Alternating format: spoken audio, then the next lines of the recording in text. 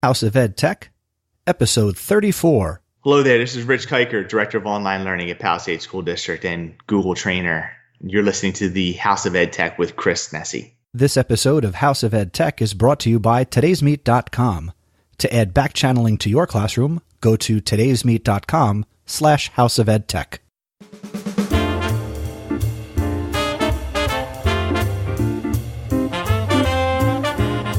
Welcome to the House of Edtech podcast. I am your host, Christopher Nesi, and the House of Edtech explores how technology is changing the way teachers teach and the impact that technology is having in education.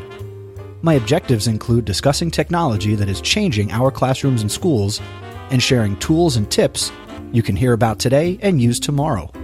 I talk to teachers, leaders, and creators like you and have them share their stories. The purpose? Whether you use it or not, technology is changing the way we teach and how our students learn.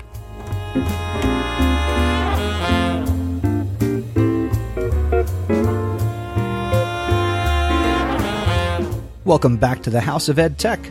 I'm so glad you decided to tune in and check out this episode.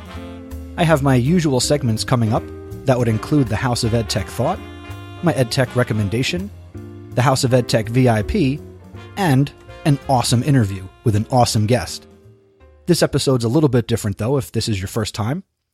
Today I have two special guests who contributed to my segments, the Edtech Thought and the Edtech Recommendation. For the Edtech Thought, you are going to hear from Miss Dani Raskin. She is on Twitter, and her username is Miss Raskin, MissRaskin, and she's going to be talking to us today about Periscope.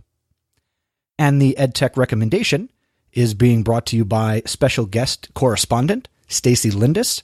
She is at iRunTech, and you may remember her from episode 30 of the podcast. And Stacy is going to be talking to us today about Poster My Wall. So that's very exciting, and those two segments are going to be coming up a little bit later in the episode. My special guest today is Angela Watson. Angela is an education consultant, tech coach, author, and podcaster. And we're going to be talking about supporting teachers and how she does that as a consultant and coach. She also works for BrainPop, so we talk a little bit about what she does for them. And if you're not familiar with BrainPop, well, you're going to be. And we also talk about her new book titled Unshakable, 20 Ways to Enjoy Teaching Every Day, No Matter What. The conversation was great, and if it couldn't get any better, we also talked about her podcast. Yes, Angela Watson is also a fellow education podcaster, and her podcast is called Angela Watson's Truth for Teachers. So we talk all about that, and we kind of geek out a little bit on gear and podcasting. And I'll let you know right now, make sure you stick around past the end of the episode, as I tried something a little different, and I had a little fun with Angela, and I included a little bit of an outtake, so make sure you stick around for, I guess, like an end credits scene here on the podcast. Moving right along, we are now, well, you know what? If I just follow the notes, it's really easy. Real quick, I'd like to talk to you about the BAMI Awards. I am currently under consideration for a BAMI Award in the category of Education Talk Show Host / Podcaster. And I want to give a shout out to everybody who has supported me so far on the BAMI Award website. If you would like to vote for me and the podcast, all you need to do is go to bit.ly, that's bit.ly/NesiBAMI15, that's NesiBAMMY 15, and you can cast your vote. And I do recommend that when you go to the website, you not only vote for me, of course, but also look at the other categories and vote for some of the other great educators out there who are doing some really amazing things. I'd also like to give a special happy birthday shout out to my dad, also known as the original Mr. Nesi. And if you'd like to wish my father a happy birthday, just use the hashtag in a tweet, hashtag original Mr. Nesi, and I will show him the power of Twitter that people are out there wishing him a happy birthday. He is 61, so last year we did the big 60-year surprise party, and we had a great time last year. And I'm looking forward to celebrating another year of awesomeness with my dad, who is pretty much the main reason that I became a teacher and got into education. So happy birthday, Dad. Send out those tweets. Original Mr. Nesi is the hashtag, and I'll make sure he sees them. Also, what's coming up here in the near future? We have Ed Camp Philly. Are you going to Ed Camp Philly? I'm going to Ed Camp Philly. It's happening on Saturday, May 16th. If you'd like more information, you can check out edcampphilly.org. And this is the original Ed Camp. Now, if we're ever at the same conference, because I'm kind of, I'm getting around and I'm doing a lot more conferences and presenting and just attending a lot more stuff. If we're ever at the same conference, let me know ahead of time. If I announce it here on the show, which I will announce where I'm going to be, let me know. I'd love to meet you, talk to you, chat with you. I'm also looking forward to hanging out with some new Edu buddies, Stacy Lindis, who we're familiar with, AJ Bianco, who we heard last episode when he shared his Digital Learning Day experience, and Danny Raskin, and a new friend. Well, not a new friend. I know Adam Schoenbart. He and Danny Raskin, they're kind of running around the New Jersey, New York corridor doing a whole lot of amazing things. And I'm looking forward to hanging out with all those guys and gals at EdNATO on April 25th. If you're going to EdNATO, let me know on Twitter. And I'd love to catch up and meet you for the first time face-to-face if you're going to be there as well. I'd also like to really quick, and I know I'm throwing a lot at you here before I get to the meat and potatoes of the episode, but I got a lot of stuff to talk about, so bear with me. A couple of Sundays ago, we started Stacy Lindis and AJ Bianco and myself, and really Stacy is the brains behind this, a new Twitter chat called Podcast PD, and this takes place on Sundays at 8:30 p.m. Eastern Time, and it's an awesome chat about how podcasts can contribute to and help and aid and assist and enhance your professional development. And the little spin that I like to put on it from my perspective in the chat is that when you listen to podcasts, it just doesn't have to be about education and possibly what your subject area is, but the P can also stand for personal, because basically any interest you have, you can probably find a podcast on it and somebody's talking about it and expressing their interest and passion for what they're doing. So if you're on Twitter, check out Podcast PD the next Sunday that you're available at 8:30 p.m. and join in with Stacy, AJ, and myself. Now let's dive right in and head over to my conversation with our guest today, Miss Angela Watson.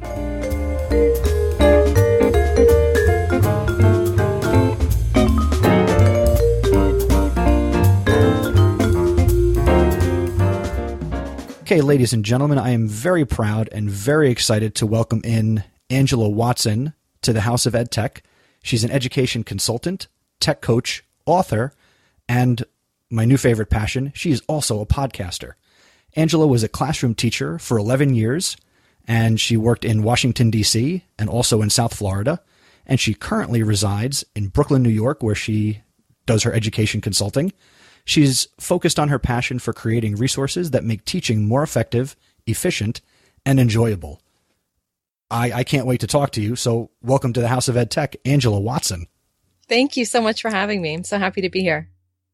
And as I just said, I'm going to compliment you and, make your head really big by the time we're done chatting tonight. So part of what attracted me to you in terms of not only the fact that you're a podcaster and, we're both creating this awesome art form and putting out really great content, your education, your technology, but something that struck me about what you wrote to me was that you like to support teachers who are resistant to change.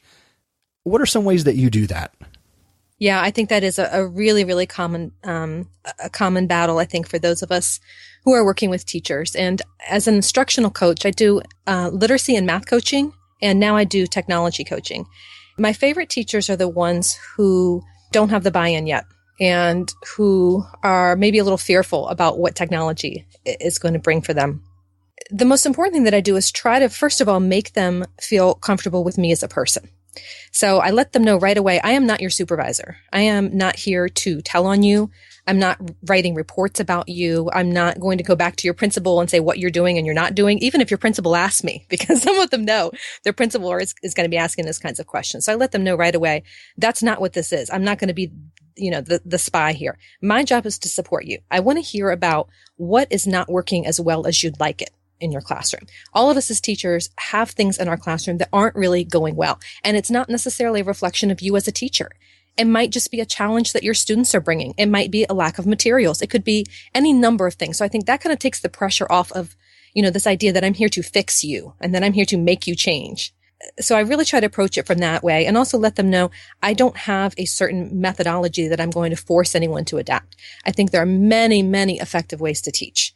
And so what I like to help teachers do is discover the style that is right for them and really empower them to do things in the classroom that they've been wanting to do, but maybe haven't had a way to do that. So I'll usually start by asking, what's not going as well in your classroom as you'd like, and how can I support you in that? Now, when you do that, Angela, what's the most common answer, the most common thing that you see that teachers do have trouble with? Normally they'll say, my principal or my district, someone is pressuring me to try X, and I don't want to do that. So can you help me do X? So a lot of times it's change maybe that they're not initiating. It's change that's kind of being thrust upon them, but they haven't had the support. They haven't had the training. No one's really come alongside them and said, you know what, I'll come into your classroom and I'll do that with you. And that's always the very next step. I'll say, okay, so, you need to integrate this, or you need to be doing more of this. So let's co-plan a lesson and I'll teach it. And then you can watch me do it. And then you can give me feedback and tell me, what did you notice when I was teaching? What do you think worked? What do you have questions about? And how could we adapt that for you to try? And then when you feel comfortable, then I can watch you teach if you want me to, and I can do the same thing for you. Now, when you're consulting, are you consulting for any one specific school district where you are, or are you a hired gun, let's say? I am. I do my coaching in all 5 boroughs of New York City. Oh, that's fantastic. Mm-hmm. It's a lot of fun. I get to see a wide variety of things, trust me. Do you have a favorite borough? Well, I live in Brooklyn, so I'm partial to Brooklyn.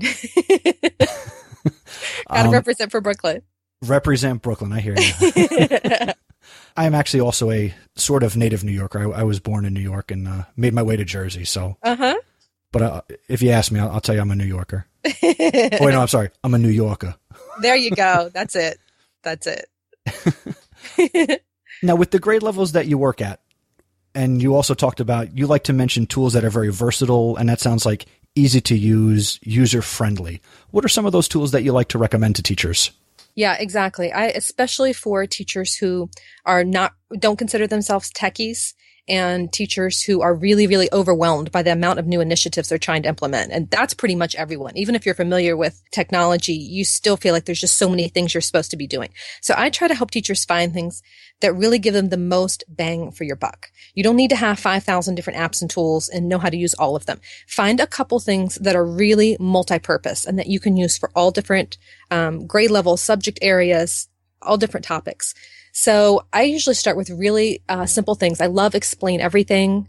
I love the Show Me app. I think that is just a great one because you can the possibilities are endless and you don't have to teach kids how to use it. They figure it out immediately. My absolute favorite is VoiceThread because I just think there's just so many amazing possibilities for both collaborative work and for individual student work. Can you give a quick example of what somebody can do with VoiceThread? Sure. So I work a lot with elementary teachers. I'm certified early childhood K-3. That's really my biggest passion. A lot of times what I'll have them do is create some sort of collaborative class thing. So what VoiceThread is it's like a digital slideshow, but the kids are actually narrating their work and other people can comment on it. So you can share the link with anyone that you want to. You can share it with parents and they can go on there and comment. You can share it with community members, whoever you want, and the kids can comment on each other's work, and that's really cool. So with the younger grades, sometimes I'll have them do an ABC book where each child gets a letter of the alphabet, and then they're responsible for taking a picture of something in the classroom that starts with that letter and recording themselves talking about it. And then that becomes the slides. With slightly older kids, I like to do something that's related to their unit of study. It could be, for example, in first grade, a community voice thread. So they're talking about different aspects of their community. They're showing photographs that they found. And it's just a lot of fun. The kids get really, really excited about it. And it's really cool to have that finished product at the end to show what they've learned. Very awesome examples. And see, I would try to do more with the younger grades, but I'm certified in middle school, high school, and I've always said to people, if I worked in the elementary grades, I would just play with the kids. I don't know how much teaching would happen, but they would certainly have a great time. Well, it's a lot of learning that can come through play. I'm actually totally on board with that. Well, that's what I'm a fan of with my own son. Play, explore, touch, and even just tonight, it was okay. Play with the Play-Doh. Just don't put it here, but other than that, do whatever you want with it. Now, you also do work for Brain Pop, which, as many of my listeners know, is an awesome, I don't know if it's still a Flash-based, but it's these awesome videos where you can just learn and supplement, and it covers all sorts of content areas. But you work for Brain Pop. What do you do for Brain Pop? When I got married in 2009, I was living in Florida. I was still teaching, and my husband was living in New York. And so I needed to relocate up to the city. And at that time, that was during the recession. So they were laying off teachers. There was no way I was going to get a classroom position up here. And I also am not certified to teach in New York. My teaching certificate was in Florida. So I started looking to see, what kind of work could I find? And before I got the coaching work, Brain Pop brought me on board. They were looking for someone to work part-time on editing the Brain Pop Junior scripts. So my job was and still is to edit the scripts and the features and make sure that they're developmentally appropriate and aligned to state standards and those sorts of things. And then a couple of years ago, they changed my title. I am now the educational content creator. And so I'm in charge of all the lesson plans on the site.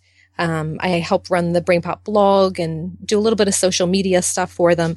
Just anything that has to do with the educational side and supporting teachers. When I saw that was your new title, I said, so Angela is the brain behind Brain Pop. That is really awesome. They are a great company. I really, really love working for them. My coworkers are just the most creative. Every time I'm in the office, I'm just wowed by how smart they are and the amazing things they're coming up with. There's all these cool new tools now. So to supplement the videos, because we're trying to move more and more towards active learning. So there's now a concept mapping tool where the kids can actually create their own graphic organizer or their own concept map using screenshots and video clips from the Brain Pop movies. And they're working on all kinds of really cool things like that. So it's really exciting to be part of that and to be part of Game Up, which is all the new games that they're adding. And it's a really exciting time to be with the company. It's really, really fun work. Now, you're also an author, and you've published a number of books, the latest being Unshakable, 20 Ways to Enjoy Teaching Every Day, No Matter What. And I think this also goes in line with what you're doing and the message you're sending with your podcast, which I cannot wait to talk about. Talk a little bit about this new book. I feel like so many of the aspects of teaching that are enjoyable are now gone. And we're telling teachers, you need to be passionate. You got to be enthusiastic. We want passionate learners, but you've got to be passionate. And how do you do that when so much of what you're doing is just test prep now? And so much of your teaching day isn't even centered on instruction. It's centered on gathering data and testing. So what is it that an individual teacher can do to enjoy teaching more? I mean, we can all talk about, making teaching better by improving some of the systemic issues and, having a more supportive administration or a district that has a real vision for authentic teaching. But what do you do if you don't have those supports? What do you do if you're teaching in kind of a toxic work environment where you're just expected to test the kids all the time and you don't have the supplies that you need? How can you still enjoy teaching? Is it possible? And so that's what I really set out to answer with this book through talking to other teachers and through reflecting back on my own practice over the years. And I just started thinking about, what were the times in my teaching career that I was the happiest and why? And what were the times that I was the most miserable? Because there were times that I really loved teaching, even when I had a really challenging class and I was under a lot of pressure. So what were those daily habits? What were those mindsets that I had in place to really help me enjoy teaching? And how can I explain those in a way that is actually replicable in other classrooms? And so that is what Unshakable is. That's my hope for teachers, that they'll be able to walk away with 20 practical teacher tested ideas that they can use to bring the fun back to teaching again and actually get real enjoyment and meaning from their work. Now, I would like to ask you to share one of those 20 ways, but then that would only be 19 when they actually go out and buy the book. So perhaps you could share one of the ways that didn't make the cut, but is still really good. Or you could share one of the 20. You know what? What's interesting is when I was almost done with the book, I realized that I wanted to talk about energy management. And it didn't fit into a chapter. And I realized when I started going back through, I'm like, oh my gosh, this is actually in almost every single chapter. That's actually somehow like the theme of the book. And it didn't totally dawn on me to the end how integral this idea is of managing your energy, because we talk so much about time management, right? And This idea of using your time wisely, having priorities, setting boundaries. But what about energy? Because sometimes I have the time dedicated. I'll have an evening free and I can sit down and grade papers or lesson plan or whatever I need to do, but I don't have the energy. I'm not inspired. I'm mentally and physically drained. And the more that I started studying this, the more I realized, time automatically replenishes itself. When you wake up the next day, if you're blessed to do that, you automatically have more time, but you don't automatically get more energy. So you have to manage it. You have to conserve it. You have to replenish it. So I talk a lot in the book about things that teachers can do to really tap into those energy giving experiences in the classroom and outside the classroom, so that they can go back into the classroom the following day and feel more energized. Because if you don't do anything to replenish your energy source, you're not going to have any more. And it just becomes this, negative spiral where you're just, every day you're just feeling more and more down. So really taking charge of that and being conscious of it and, applying the majority of your energy to the things that matter most, figuring out those things and applying the energy there. That is really, I think, like an overarching theme in the book. And I think that's a fantastic theme. It definitely, well, now I don't have to get the Spark Notes, so that's good. And when you talk about energy, for you, as somebody who's excited, I have an idea for myself that I feel like I have like this Energizer bunny of energy. I'm not a coffee drinker. I'm not a Red Bull guy or anything like that. I can just, I wake up, I get that shower. I'm good to go for the day until, I hit the pillow, and I try and, bring the noise, bring the funk, and, have fun in the classroom. Mm-hmm. How do you do that when you're, cause you're going from school to school, and it's almost comparable to almost being like a substitute teacher. You're always experiencing new kids. How do you get up for that? Yeah, it is definitely a challenge. And also a lot of times I don't know what I'm walking into, until I get there, and I don't know what kind of energy the teachers are bringing. So, that is definitely a challenge. So it really has to be on me to bring the energy that I want. So I can't, while I think it's important to feed off the energy that the teachers and kids are giving you, at the same time, you have to be the one to decide what this day is going to be like. So if the kids in the classroom are dragging, but you've got work to do, then you got to go in there and you got to bring that extra energy. And, I've had many, many days where I just make excuses and it's like, oh, I just can't. But you know what? Then the day goes so poorly because the kids see you're dragging, you're not into it, and then they're not into it.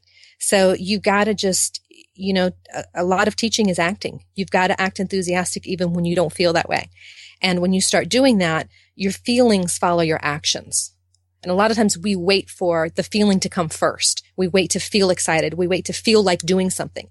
You can't live life waiting to feel like it, because then you aren't going to get things done. So you've got to bring the action first and let the feelings follow.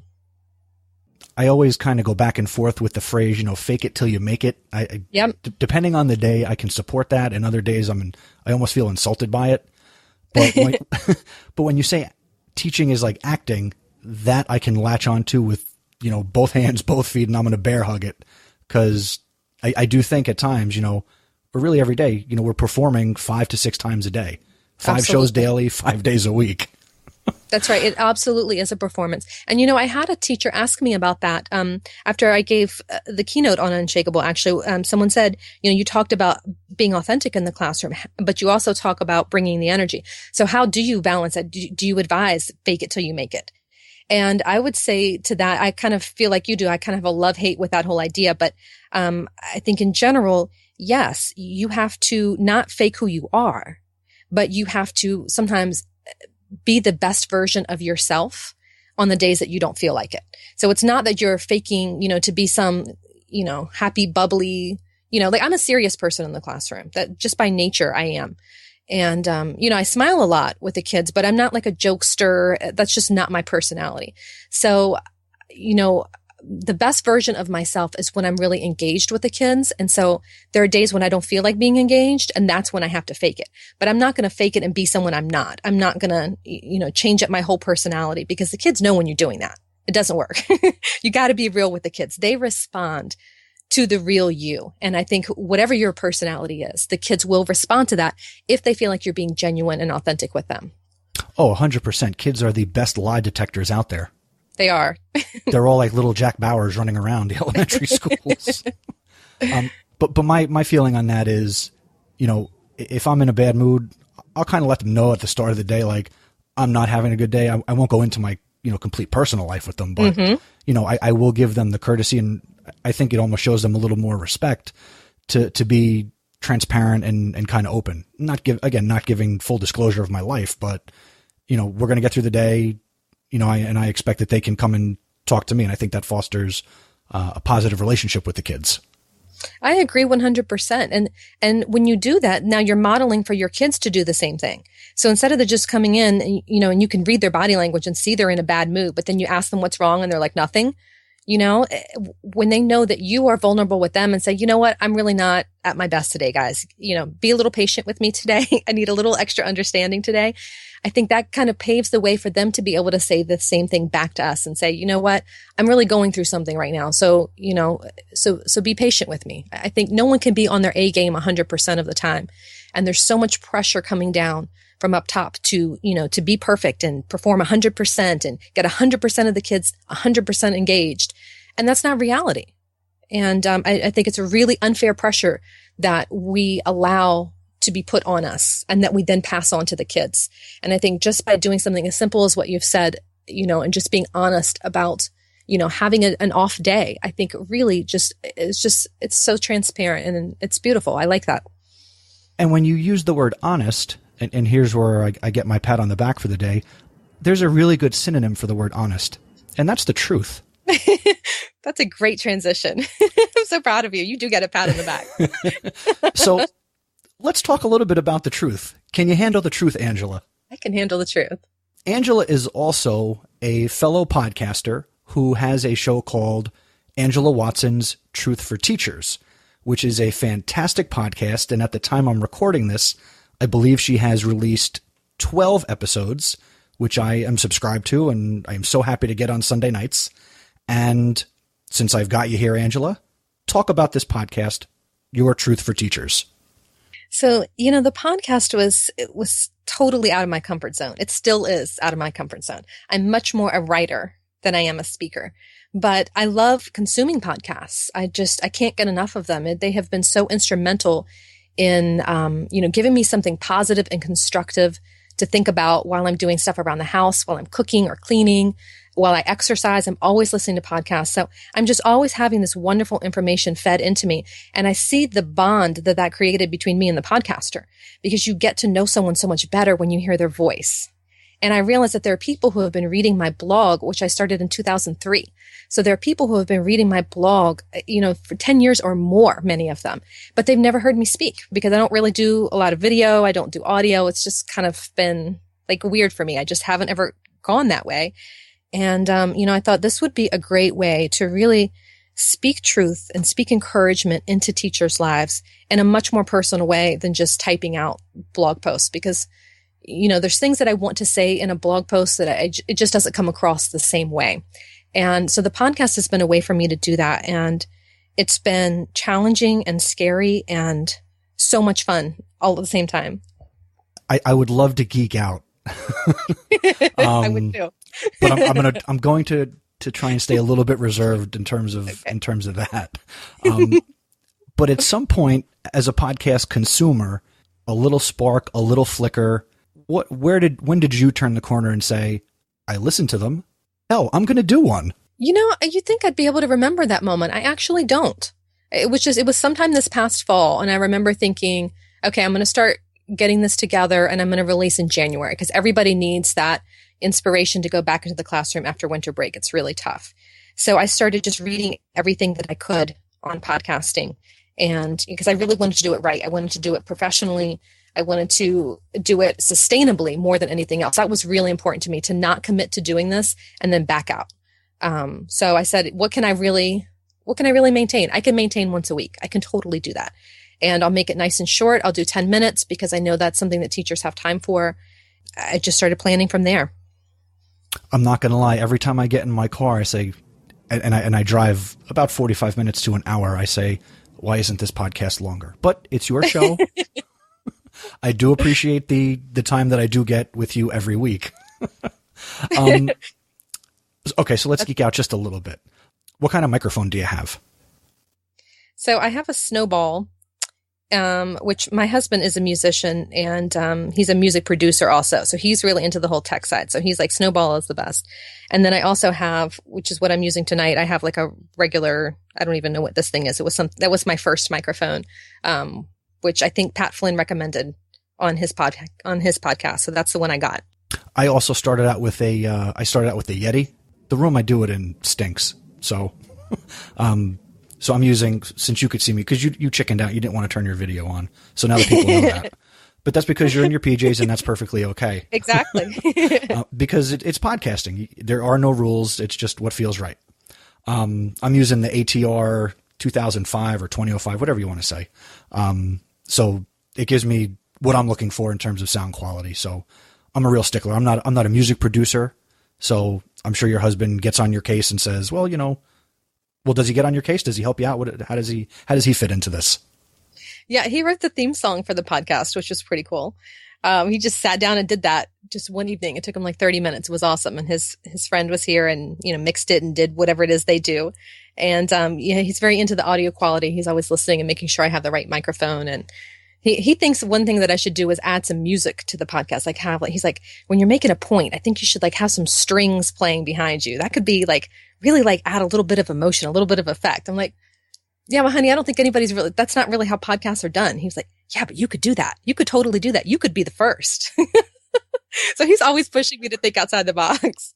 I'm always thinking like that. So, okay. So your husband and I would get along because I'm always thinking, all right, can I add little sound effects? A couple episodes ago, I did a little thing at the end where I had mixed in a fake conversation with me and Hulk Hogan, where I was playing clips of him on a soundboard with my guest at the end. And I just kind of threw that in at the very end of the episode. So that was a lot of fun. That's great. That is fun. Okay. So people need to be able to go to your website, which is thecornerstoneforteachers.com. Yes.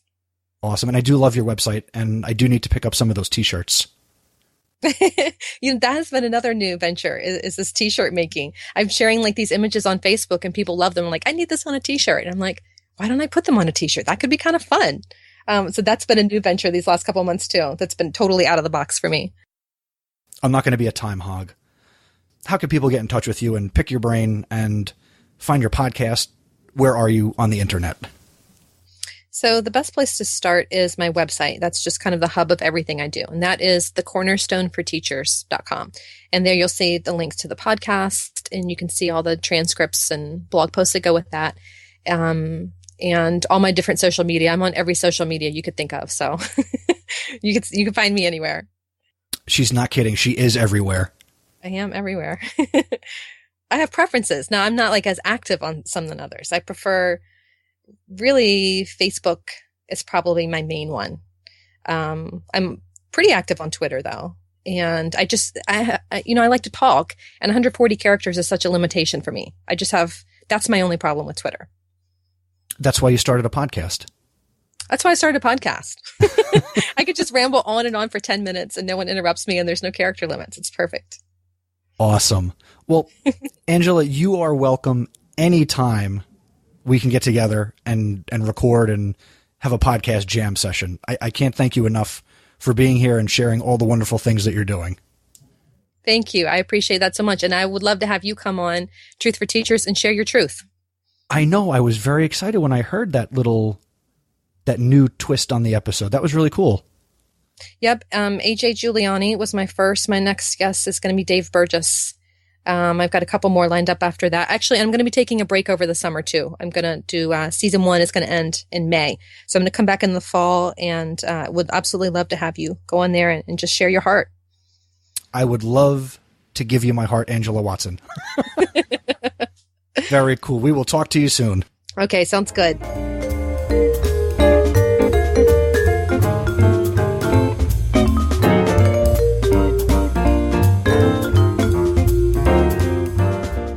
Thank you again, Angela, for taking time to be on the House of EdTech. It was great to talk with Angela, and I hope you enjoyed our conversation and learned a lot. And 100% reach out to Angela, through all the different ways that she mentioned, and obviously Those will all be linked in the show notes. So thanks again, Angela. And now let's move on to the next segment, which is my EdTech Thought. And as I mentioned at the top of the episode, today's EdTech Thought is being presented by Miss Danny Raskin. Take it away, Danny. Hi, everyone. My name is Danny Raskin at Miss Raskin on Twitter, and I am a high school social studies special ed teacher in Rockland County, New York. The wonderful Mr. Nessie and I met at an ed camp, and today he has asked me to chat about an iOS app called Periscope. Periscope is a Twitter-owned app that allows you to record live streaming video for instant or delayed viewing. And I would say it's in the same vein of functionality as YouTube, Vine, or Snapchat, but where it differs is in its transparency, which I'll get to in a minute. So how the app works. As long as you have an iOS device, you can download the app, and once you're in it, it will automatically prompt you to link your Twitter account and add people you know through Twitter. You'll then be brought to a feed of videos that are both live and previously recorded. So you have the option to either watch a video or create a video. And if you choose to create a video, you have a setting that you can choose that will either make your video public or private, which is a nice feature. The kinds of videos that you'll see on Periscope vary. You might see videos that are follow me around videos or a day in the life kind of recordings. People will record themselves driving in cars or walking around cities or showing off skills or talents. People will record their pets or their children, and there are even what's in my fridge or asking anything videos. So while you're watching these videos, you have the option of giving feedback a few different ways. You can either tap on the right side of the screen to give colorful animated hearts, or you can type in comments that will last a few seconds and then will fade afterwards. So after you have recorded a video, you will receive feedback from Periscope, and they'll provide you with statistics on viewer retention and how long people watched for and how many total viewers you had, all of which is a pretty major draw, especially compared to Periscope's major current competitor, the app called Meerkat. So as far as application to the educational world goes, I'm really excited to bring this app into the classroom and show my students how it can be used and applied in a meaningful and appropriate way. The nature of the app is such that transparency is such a key component, and I see there being a really powerful lesson there in digital citizenship. Beyond that is the importance of student voice. Periscope is another tool that puts power in the hands of students and allowing them to be creators and not just mindless consumers. So having students create videos that reenact important scenes from stories or wars, or even having them make a video to show what they learned in a particular unit or quizzing each other before a test would be great uses of Periscope. I think that the app can also be used on the teacher side in terms of opening so many doors in the world of professional development. I'm picturing ed camps or Google summits being live streamed from around the world. So overall, I do think that while the app is currently in beta mode and definitely has room for improvements in terms of including browsing and search features by filters to sort things by language or location or hashtag, at some point in everyone's lives, everyone is curious, everyone is bored, everyone wants to know, is the grass really greener on the other side? And a live video streaming app like Periscope allows us to take a peek into the answers to those inquiries. I think that if used in the right way, Periscope definitely has the potential to be influential and inspiring.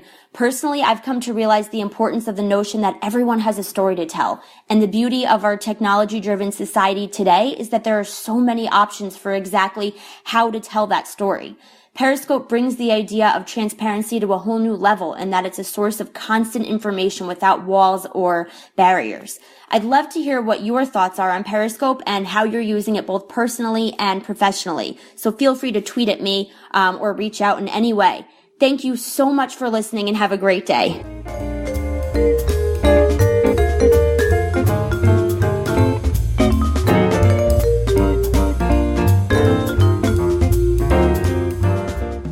Danny, thank you so much for submitting your take on Periscope. I personally am looking forward to live streaming my EdNATO session via Periscope on April 25th, again at EdNATO. So if you're going to be on Twitter that day, just be on the lookout for my tweet to the live stream for my session, Stop Curating and Start Creating. And if you yourself have tried Periscope as an educational tool, I would love to know how you're using it. Leave a comment on the show notes or share some audio feedback. And I will share your feedback options at the end of the show, so you know how to get in touch with me. Let's move on to the EdTech recommendation, and I'd like to welcome back to the House of EdTech, Miss Stacy Lindis. Again, she was the guest on episode 30. Stacy's going to talk to us today about Poster My Wall. You're up, Stacy. Hey, Mr. Nessie, this is Stacy Lindis at iRunTech on Twitter. I have a House of Edtech recommendation for you. Recently, during some Twitter chats, I have noticed that questions are being posted as pictures. Upon further investigation, I discovered that they were being made using postermywall.com. I recently used postermywall.com to create my own questions for my Sunday night Twitter chat, #podcastpd. I like Poster My Wall because it allows me to use templates to create my projects, and the graphics are professional looking. I also like the site because it's easy to use, the projects can be edited or copied for different purposes, and the best part of all, it's free. In the classroom, postermywall.com can be used to create posters, flyers, organizers, ads. Kids will find the templates really cool. They include things like holidays, birthdays, sports. I hope you and your listeners give postermywall.com a try, and I also hope that you come check us out on Sunday nights at 8:30 at night for #podcastpd.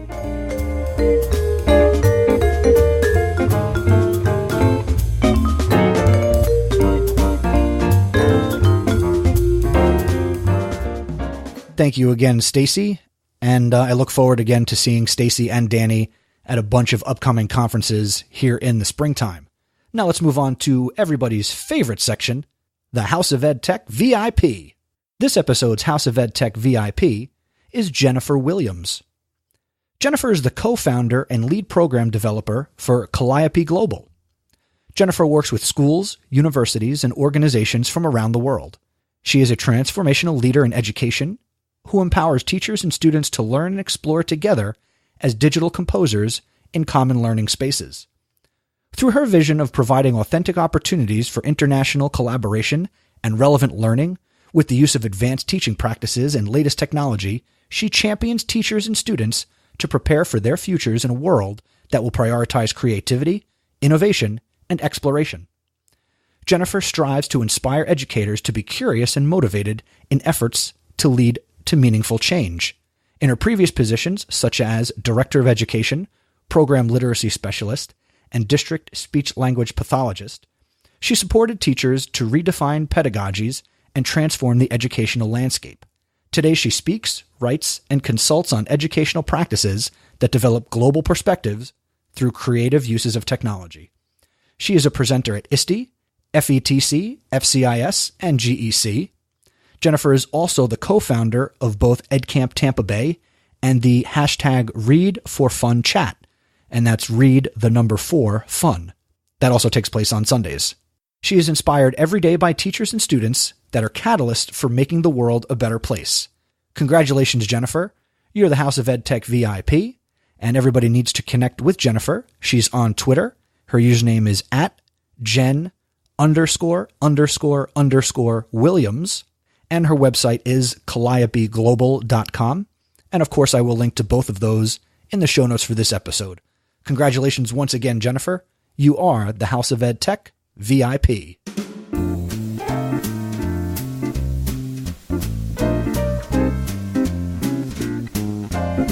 And that is going to do it for this episode of the House of EdTech, sponsored once again by Today's Meet. Check out todaysmeet.com/houseofedtech to find out more about how you can add backchanneling to your classroom today. And I'd like you to keep the conversation going and visit my website, chrisnessie.com. Over on the website, you can review the show notes for this episode, number 34. I would love your thoughts on the information and resources shared in this episode, such as Periscope and Poster My Wall. Leave a comment on the show notes. You can also email me, and my email address is feedback@chrisnessie.com. And you can also submit audio feedback, which is very highly encouraged. I love to hear your voices. You can call the House of EdTech listener feedback line, and the phone number is 732-903-4869, or you can connect with me on Voxer. My username is cnessie4602, and obviously please connect with me on Twitter. My username is Mr. Nessie, and just use the hashtag House of EdTech in any tweets, so you pretty much guarantee that I'll see them and I can react to them. Now, if you enjoy the House of EdTech, please consider rating and reviewing the podcast on iTunes.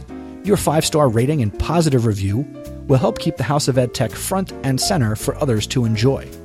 And you've been doing a great job because the podcast was consistently in the top 100 in the educational technology category of iTunes. And I'd like to give 2 special shout-outs because I got 2 awesome reviews in iTunes between last episode and this.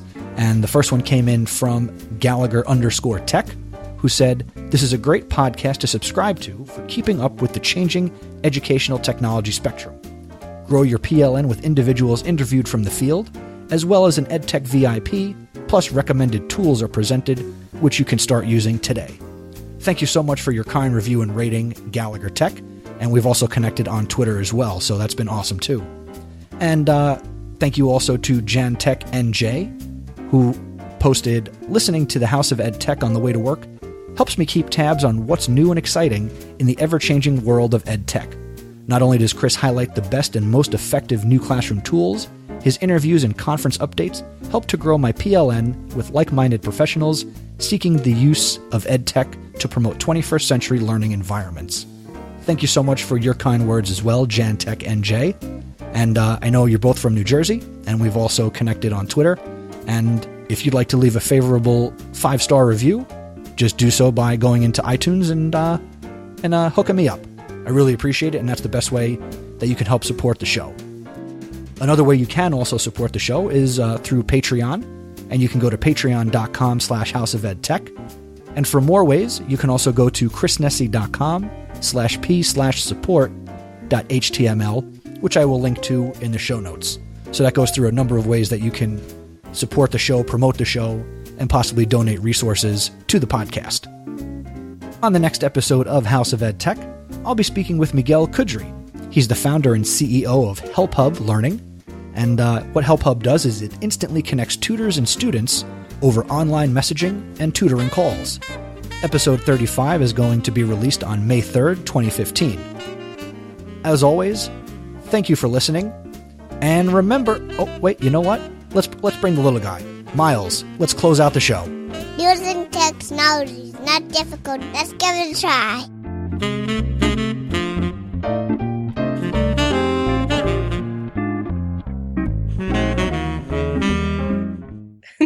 And you have everything. It's like little mini New York.